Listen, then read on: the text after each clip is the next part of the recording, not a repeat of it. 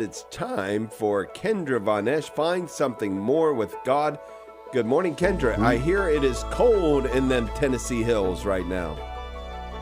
It is. It is. I'm looking at frost all over the grass. Yesterday I had to turn on the heat. I haven't done that yet. But oddly enough, it's going to be in the mid-70s during the weekend, so I don't know what's going on. Hey, you just have to accept it, right? Which is what you're talking about today, acceptance. Boy, Exactly. you led perfectly into that. Beautiful, Ron. Okay, so acceptance. It's so difficult sometimes to accept situations and events and what people do, especially when it's not what we want. You know, when we have illness or death, betrayal, divorce, financial hardships, maybe you lost that job or you didn't get that job. So many times we get discouraged and we don't accept that whatever is happening in our life is God's will. He allows us to be attacked. He allows bad things to happen to us, not to punish us, but to have us turn to Him and trust Him, accept that He knows best, and these things are happening for a reason. So Proverbs 3:5-6, trust in the Lord with all your heart, and do not rely on your own insight. In all your ways acknowledge Him, and He will make straight your path. So this is how we have to be. We don't understand the big picture of what's going on in our life. Sometimes we just have to let go of that control and just lean in to God's wisdom. We also have to remember that Jesus Himself, He models perfect acceptance in the Garden of Gethsemane when He was surrendering His human desire to the Father's will. You know, Lord, please take this cup from me, but only if it's your will. I think we can remind ourselves of that. I do that a lot with my husband's death. I just sit there and I think about how, in comparison, me accepting what happened, I mean, I can't bring him back, right? But accepting that this is what God wanted, I'm at the point right now where I am thanking God for taking him. Talk about acceptance.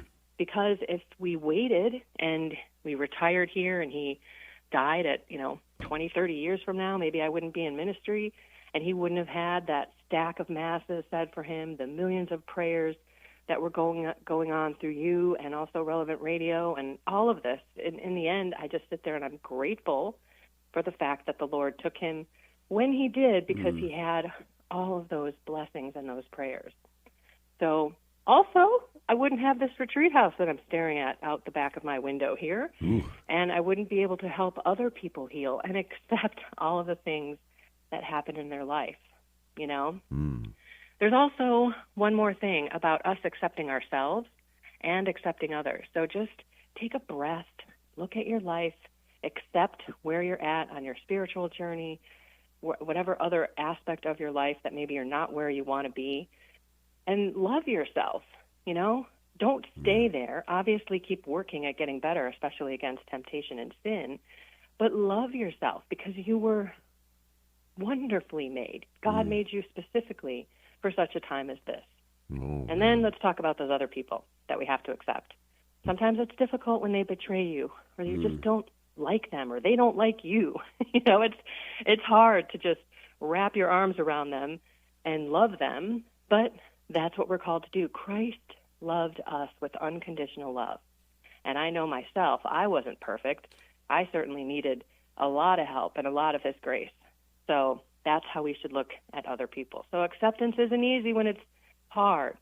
What are some things that you guys, are facing right now in your life that are difficult to accept? Minus the weather, of You're course. right. Acceptance can be really hard. I mean, you can accept and then still have that little nag, going on in the back of your mind. I accept, but it's conditional. You know what I mean? I hate that, but especially, when you, for example, with someone that, you really want to change their mind or soften their heart or something like that, and everything you do seems to have the opposite effect. It gets very frustrating, but difficult to just accept them where they are as they are.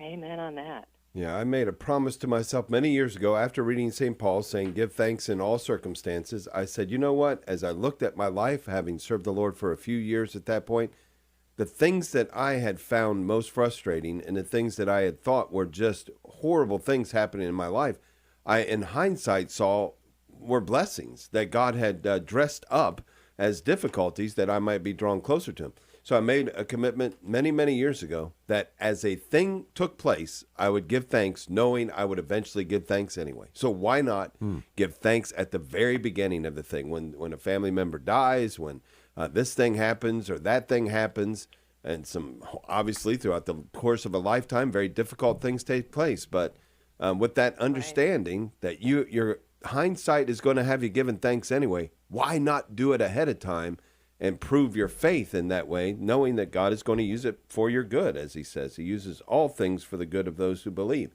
So I just like to do it ahead of time. and I've been challenged in that, and particularly recently, a couple of things going on. But in all things, I give thanks right as they happen. That was tough, Dave. Yeah.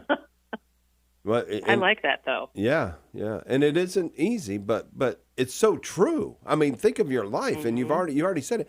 You're never going to go through anything more difficult than the sudden loss of your husband, and yet here you are, not that far removed from it, seeing how God has used it, not only for your good, but for the good of so many other people, and as you pointed out, for the good of your husband. And we often don't see that until hindsight. A lot of time after the fact. Yeah.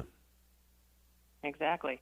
And one more thing, acceptance of the cross. Jesus said, if any man would come after me, let him deny himself and take up his cross daily and follow me. So it's just an act of faith and love and uniting our suffering with Christ's redemptive work. You know, we know the saying, hindsight is 20/20, and that's true unless you're a coach at Auburn, Pat Dye, who on national television said one time, hindsight's 50-50. And I thought, well, that's not very good. Like, I don't know that I'd be claiming that. Yeah, it explains that lopsided score of that game, doesn't it? Yeah. 50-50. I love it. That's not me doing a Southern accent. That's me doing Pat Dye drunk. I'm sorry. Kendra Von Ash, ladies and gentlemen, make sure you check out her podcast. And boy, oh boy, look her up and get some details on that retreat house there in Tennessee. Wow. Thank you, Kendra. Have a great day. Thank you, gentlemen. Have a blessed day.